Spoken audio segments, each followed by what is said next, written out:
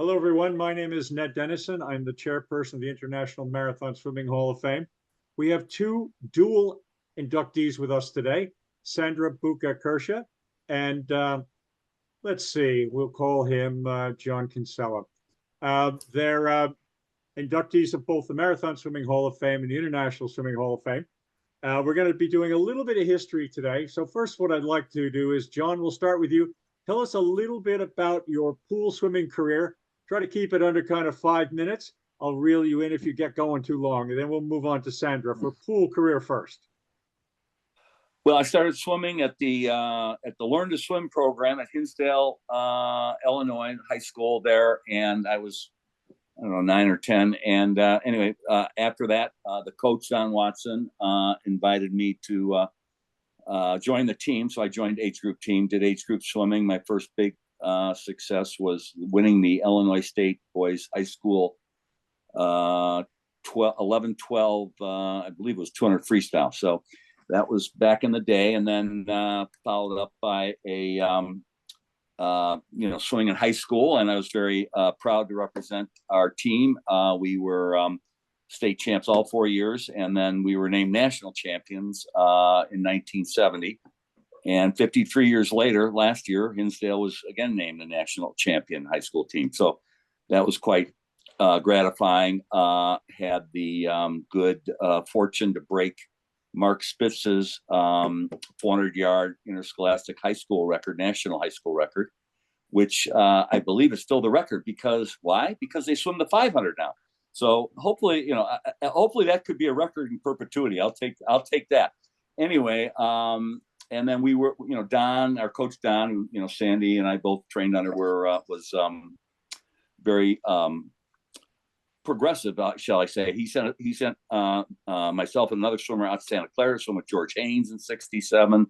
We trained for national championships. I was fortunate enough to make the Olympic team in 1968 as a 16-year-old and win a silver medal in Mexico City in the 1,500-meter freestyle.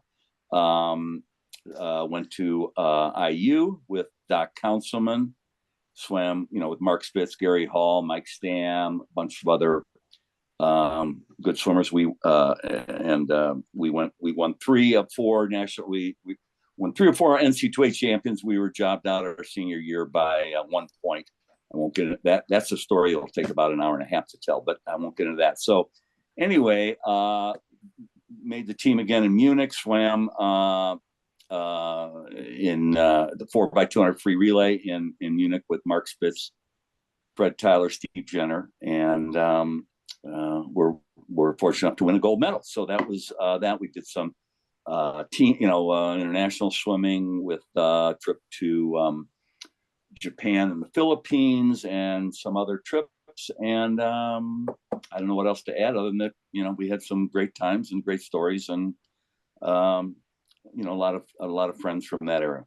One of the things you didn't mention is, as I think a 16-year-old, you won the James Sullivan Award for the top amateur athlete in the United States. And as a kid growing up, that award was a big, big deal when I was growing up. That was, it didn't get any bigger than that award. Yeah, it was I technically I was 17. It was my senior year, coming out of high school, going into IU, and I was very blessed to win that. And it's just sometimes timing is everything. You're in the right place at the right time. So, but we had we had a real culture there. Looking back, I mean, and my kids, my sons who all swam, my 3 sons who swam at Hinsdale say, "Oh, Dad, you were so lucky you had great coaches." And I was very fortunate to have great coaches in both high school, college. I saw we were just at a reunion for the Olympic trials where I saw Don Gambrell, who was my coach and my distance coach in '68 Olympic team. He's 90 now. And Donna Di Verona, who is back in the early '60s. Anyway, it was we were very blessed, but we had a real the support group of parents there, including Sandy's parents and others, were very very supportive of the kids in the program and the coach, and it just seemed to work in that era. Just a couple of things to note before we move on to Sandra. Don Watson is also a dual inductee as a coach in both the Marathon Swimming Hall of Fame and the International Swimming Hall of Fame. Doc Councilman, interestingly, is a dual honoree as a coach in the International Swimming Hall of Fame, but as a swimmer in the Marathon Hall of Fame, because at one point he set the record as the oldest swimmer in the English Channel. Sort of an interesting sideline of that. Did he beat your time, John? I forget. Well, actually, if you want to talk about that, there was a race across the channel in 1979, and it turned and it was sponsored by some Arab sheikh. So anyway, it turned out that was right at the end of my career, and I said to myself, even though the prize money at that time, the first place was £1,000, and it wasn't up to standards of other races in that era, but I thought, anyone and everyone knows about crossing the English Channel, right? Gertrude Ederle, blah, blah, blah. So I said, I got to do it just because I can say for the rest of my life I crossed the channel. So I went over there, and Doc was in training for that. And I was, like I said, I was right at the end of my career. So I got in one day with Doc to train, and like I lasted about maybe 5 to 10, maybe 10 minutes max. Okay. Cause I was like, I've had enough of this. It's cold. I wanted to get out. And he continued training for another like 3 hours, but he swam it at 57 about 3 weeks after I won a race across the channel in 79. So I was at the premiere of Young Woman in the Sea, and I was, I figured I'm old enough now I can, brag or say anything I want. So I was telling people, Gertrude Ederle won a gold medal in the relay, Olympic relay, and then crossed the channel. I was the first woman to cross the channel. I won a gold medal in the relay and won a race across the channel. So that's, it's tooting my own horn. Sandra, your pool career? Well, mine is not as glorious and glamorous and varied as John's, primarily because I think, candidly, we didn't have a lot of the opportunities for women, but I certainly wasn't as talented as John was outright. My career started when I was around 7 years old in St. Louis, Missouri. I had a coach by the name of Steve Nielsen. My mother and father made all 4 of us kids swim every day and always do extracurricular activities, primarily to keep us out of trouble. Steve Nielsen taught me how to enjoy swimming. And from the ages of 7, 8, 9, twice a week, Tuesday and Thursday, and every other Thursday, we would also do diving. I enjoyed it. I had fun. The reason I mention his name, and as you all know, I talk to you about my meditation and things like that, and I also talk about the circle of life. My dad was in the military for 30 years, retired in 1965, and happened to be find his second career in Illinois, and we happened to move to Hinsdale. It was either North Dakota, Dad was going to go to teach at Minot, North Dakota Business School, or Hinsdale, Illinois, to work for the Farm Industrial Equipment Institute. And I was either going to be raising horses in North Dakota, or, as it turns out, swim with Coach Watson, who, by the way, had also trained under Steve Nielsen, my coach, in St. Louis. That's the small little snippet of the circle of life that I find interesting. So at the age of 10, we used to have amateur training, girls, boys. I don't think John was there in Brookfield, Illinois. Brookfield was a long distance 50-meter pool. We went there 6 hours a day, something like that. Long swims for us kids. And as we had an age group team. It took us through various states in the Midwest and all over, little regional competitions. I kept getting through the assistance of Don. He noticed some talent in me. There were other girls there that were much faster than I. I won't mention names right now, but there were just several, Chris, Kathy, Cindy. There were many that were just faster than me in the beginning. And then Don just slowly but surely paid more attention to me, developed me, and I started getting records and accomplishments in the age group, 10 and under, 11 and 12, 13 and 14. As far as awards, the only one I can remember is a Holly Hoyer Memorial, or, various High Point awards, things like that, which I was blessed to receive. And, they saw that I was moving forward in my career. When I got to junior high, I started competing nationally. I made the national cutoffs at the young age, I guess, of 15. You had to be 15 to participate in the women's nationals. And before that, I should say, when I was 14, before my freshman year in high school, my swimming coach, Don Watson, said to all of the girls that were on the age group team, and there were probably about 15, 20 of us, all very dedicated to swimming. But he said, if any of you can make the national cutoff times to participate in the national AAU championships for girls, I will allow you to train with the boys team in high school. Unfortunately, I was the only girl that made that national cutoff time. So for 4 years, from my freshman year in high school through my senior year, I was the only girl training with the boys. And I keep saying training because we had no girls sports. I think they had a badminton intramural team. They may have had a ping pong or something, but they had no sports competition for sports. During those 4 years of high school, I did travel with John and the other guys on the team. We went to the nationals every year, regionals every year. We traveled, wherever they were being held. Fortunately, I was a finalist in all the nationals, usually in the 100, 200, 400 frees, sometimes in the 800 free, but I was mostly and primarily a sprinter, although I was also a 100 butterflyer. So I kind of had mostly a sprint career through my time in the high school, I don't like to say high school competitions, during my amateur competitions. I was fortunate. I won the Santa Clara International team, won the Santa Clara International meet 200 freestyle. I think it was 1970. And then, again, I was blessed to be a finalist every year in the finals of the national competitions. Fast forward to 1972.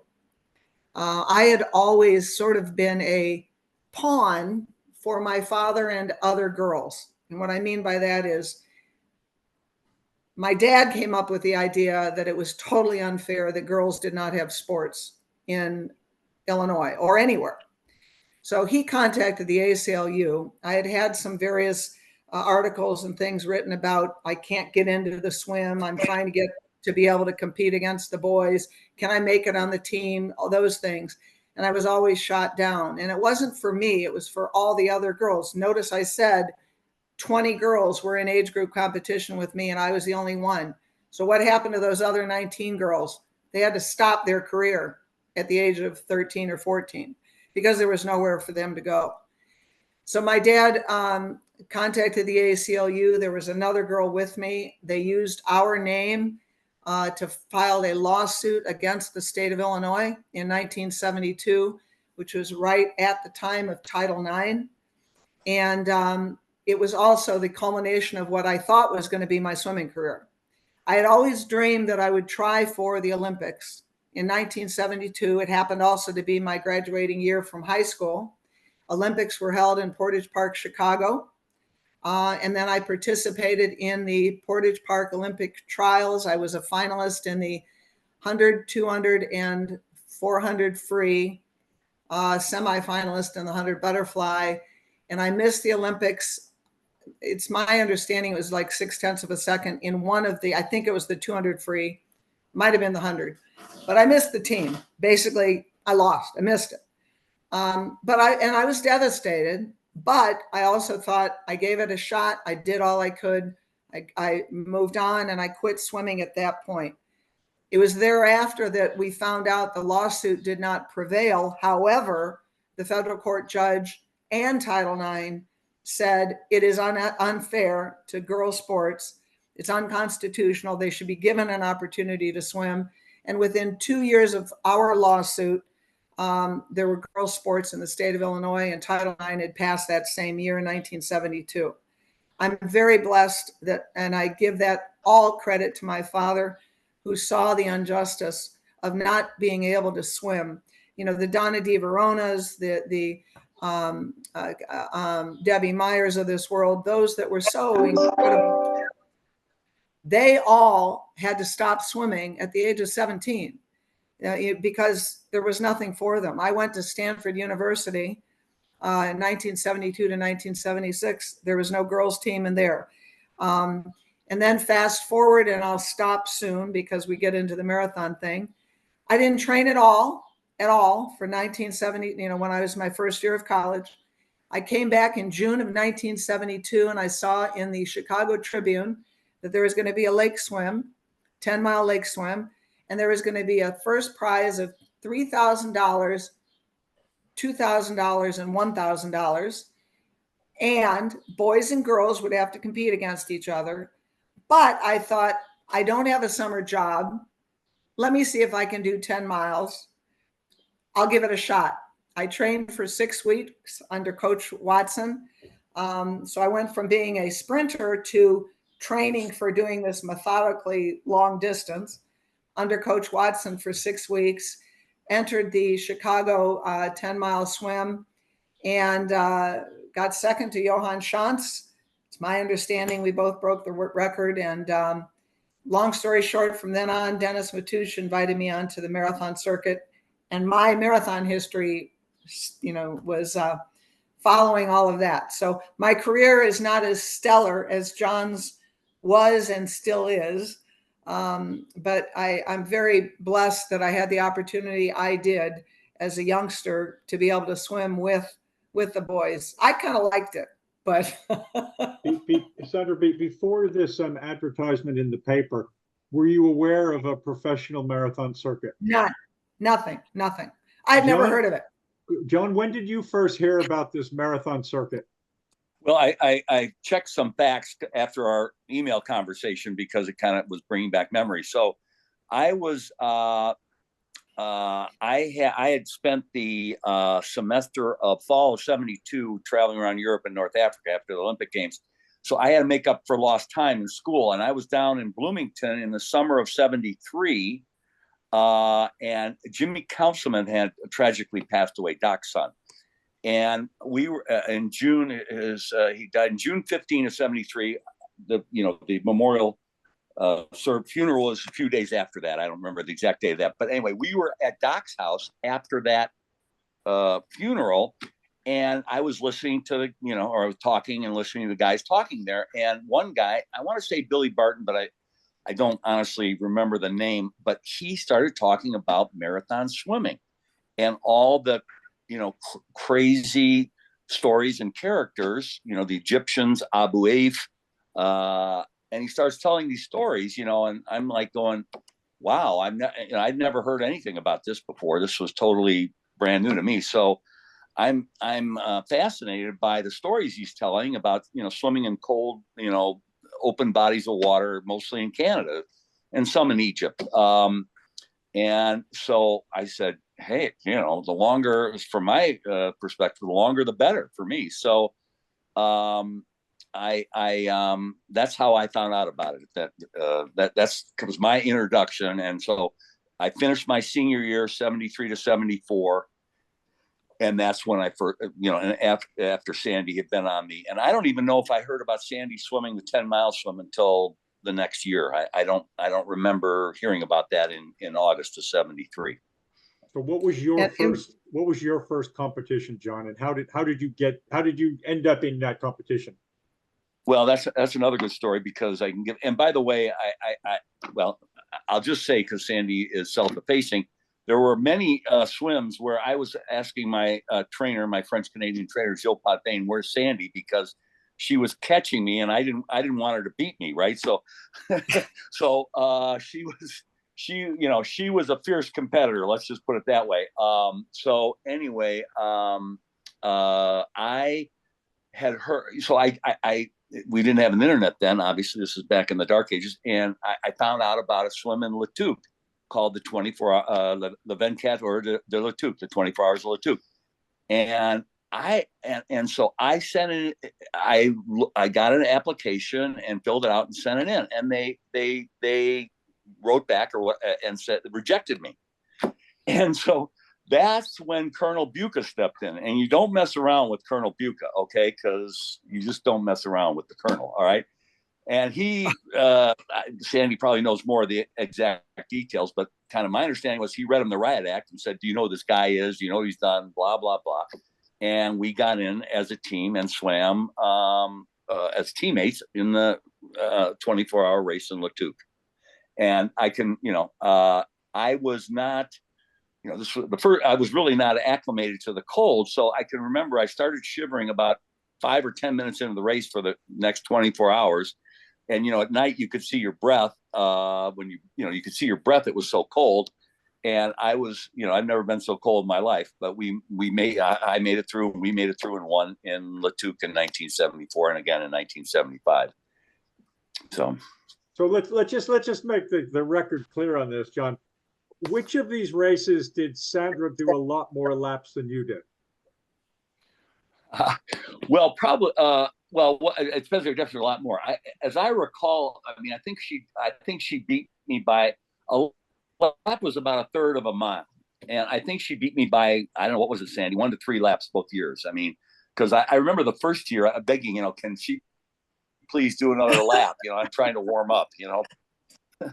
By the second year, I was more experienced. Well, I have to laugh. She was tough. I have to laugh because I do remember it was after the Chicago swim. Dennis Matuk is the one that came up to me after that swim and said, "We'd like you to participate in a circuit."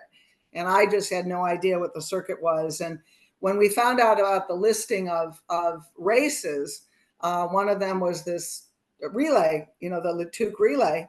And my dad said, "Well, let's see if Kinsella can join you in this marathon race." So I'm glad our memory is very similar, even though you had found out about marathon swimming earlier. So it was, my dad is the one that came up with what I think was a wonderful idea of the two of us swimming together in Le Tuc, which we did for 2 years. Now, the interesting thing is for me, in my swims in that summer, I think Le Tuc was the first one. No, was it the first one? St. John. All right. Yeah. Neither of us had any real formal trainers, professional trainers. I never did. One year, the first year that we swam in Le Tuc, my cousins happened to be there to watch, and they ended up massaging us and keeping us warm.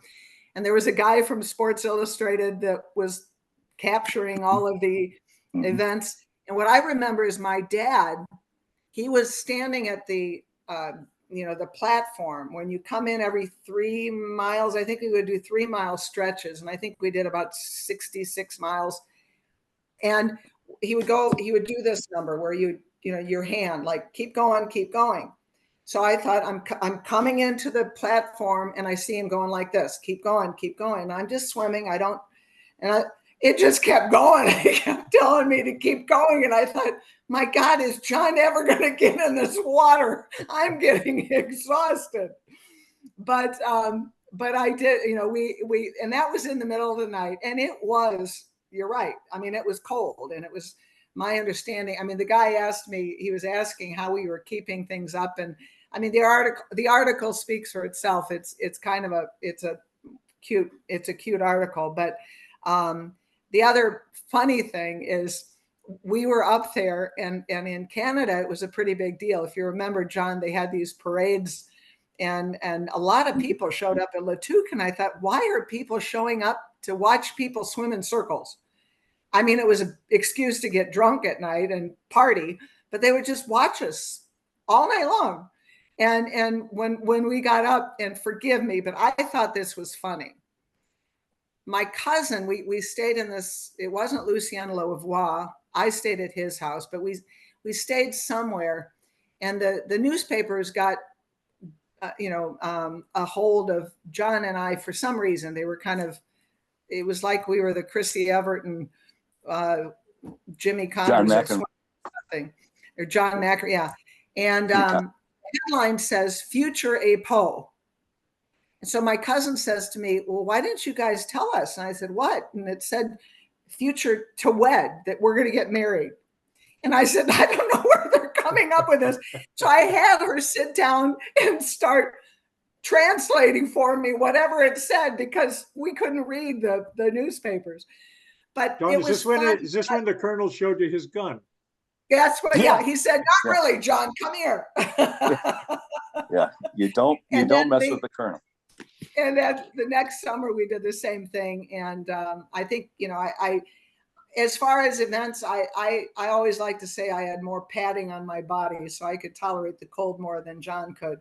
And then the other races, I don't know how far you want to go, but when Latuque was over, we went into Lake St. John. And in Lake St. John, I think John had a professional trainer, but the one that came to my swim was my brother, Paul Bucha, Buddy Bucha, who's a gold medallion recipient of the Hall of Fame.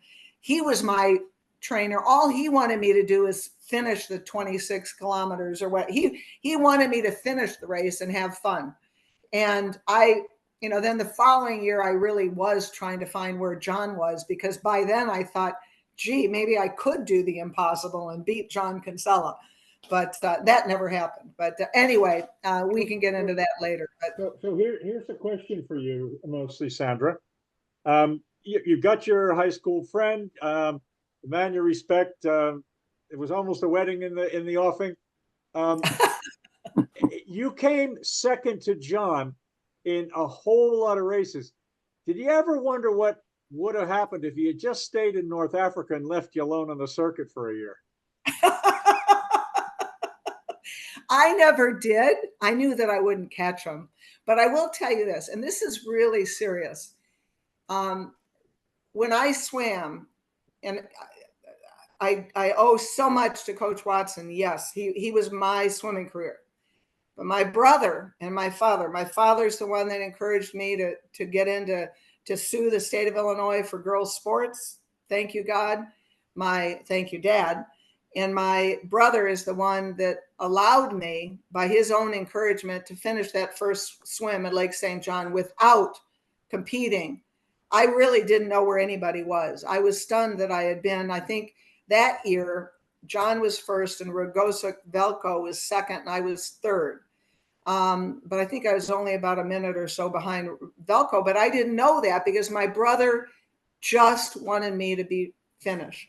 The next year, I had something to compare it to, and but by then, this is the difference. When I see the young competitors now in marathon swimming, and you especially, when I see those, Mike Reed just recently in Cancun, all these folks that still have it in their blood. I went on in my career, my legal career, and I didn't keep swimming because I didn't really understand. I was invited to go to Egypt, and I think Ahmad Yosef was a gentleman that I befriended, and Sahar Mansour, and I was tempted to do that, but I was looking more along the lines of, have I completed the distance? I did not know you could hop in a ocean and swim, the Straits of Magellan. I still didn't understand that was there. If I had, I may have prolonged my career, but I didn't have the opportunity to swim all year round. I never did. Each year, I never swam at Stanford. I never trained. So when I would train for these swims in the summer, I would only train from June until the July circuit started. And then I would have to go back and then swim again or study again, and then went into law school. So I never really, to answer your question, I never really wondered what would have happened because my life just took a different direction.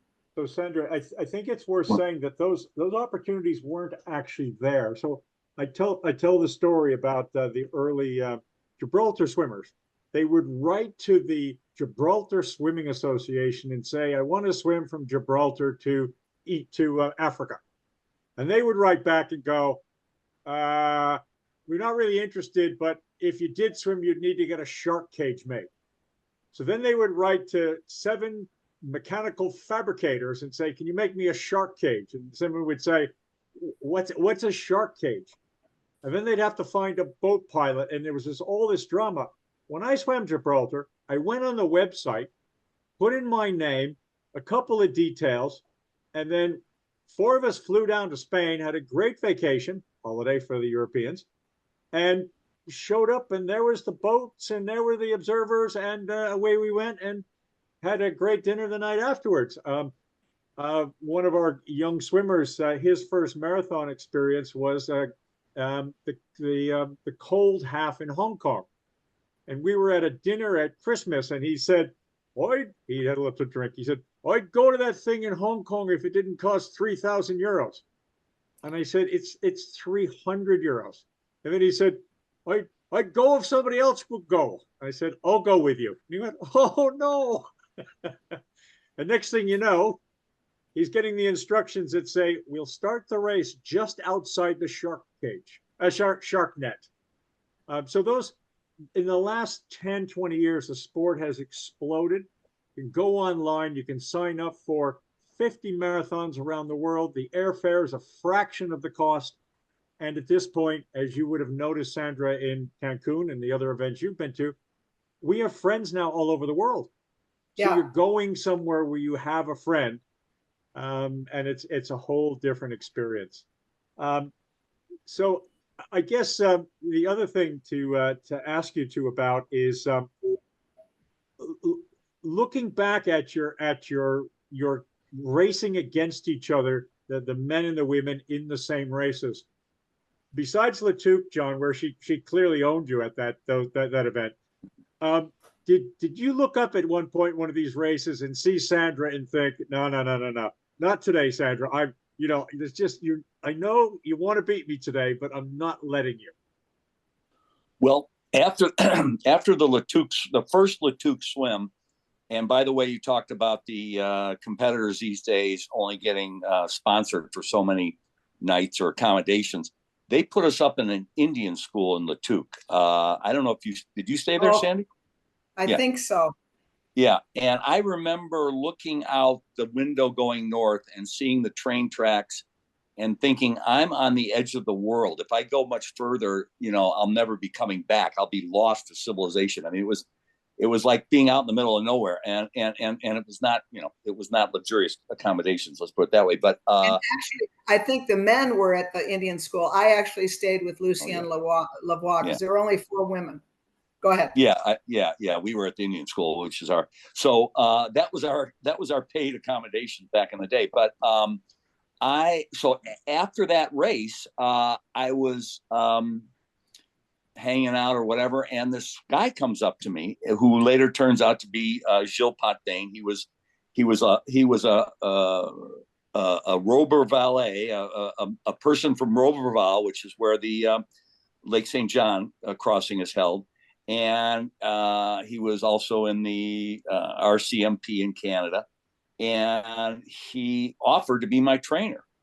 And it was fortuitous. It was like the best thing that happened to me in marathon swimming, because he knew the lay of the land. He spoke fluent French and English. He was, and he also had a home in Chibougamau. He was the police chief of Chibougamau at that time, which is 500 miles north of Montreal. And so we got in the car and drove to his house.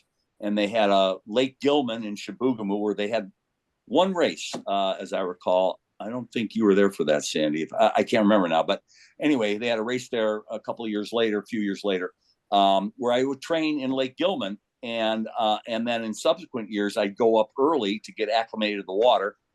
And I remember, just parenthetically here, the first day I'd swim for about 5 minutes. I'd go back to his house, get in a hot tub for about an hour to warm up. And then the next day, after about 2 weeks, I'd get out, I'd swim for an hour plus, and then get out, towel dry off. And anyway, it was my acclimation to the cold water.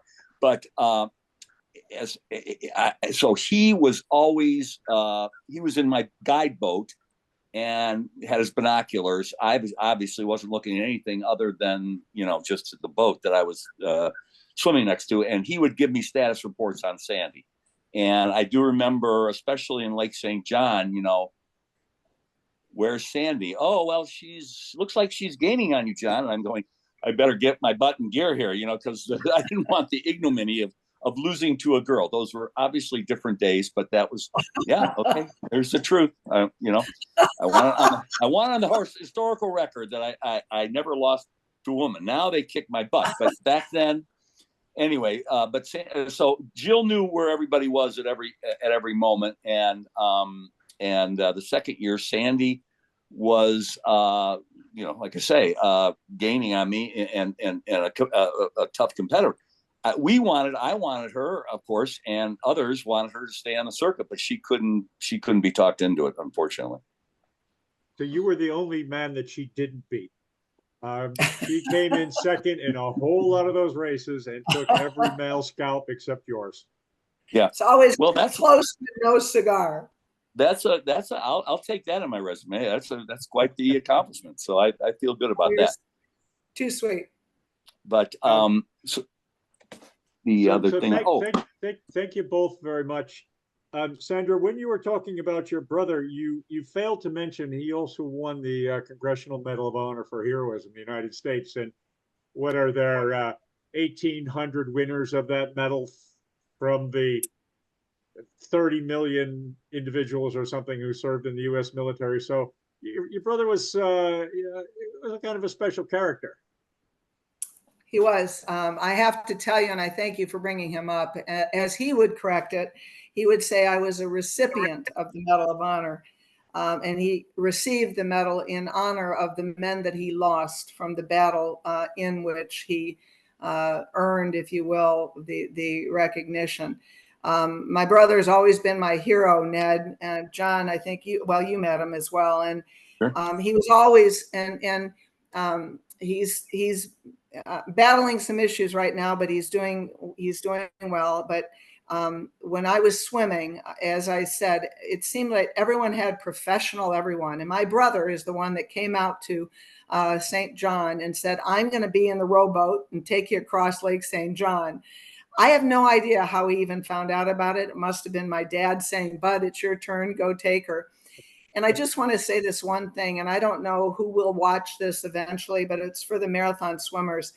That leg swim was a tough one for me because, as I said, I was primarily a sprinter. I was ready to quit that swim. And my brother said, just enjoy. He told me to float on my back. He gave me some fructose. If you remember, we would eat fructose. And he wanted me to float and just enjoy. And I said, well, how far along do I have? And he said, you have 1 mile left to go. And I said, all right, I can do that. I can do it. Well, it turned out I had 5 miles left, but he didn't want to tell me that. And so I owe that swim and then my later accomplishments in the marathon swim world to my brother. And my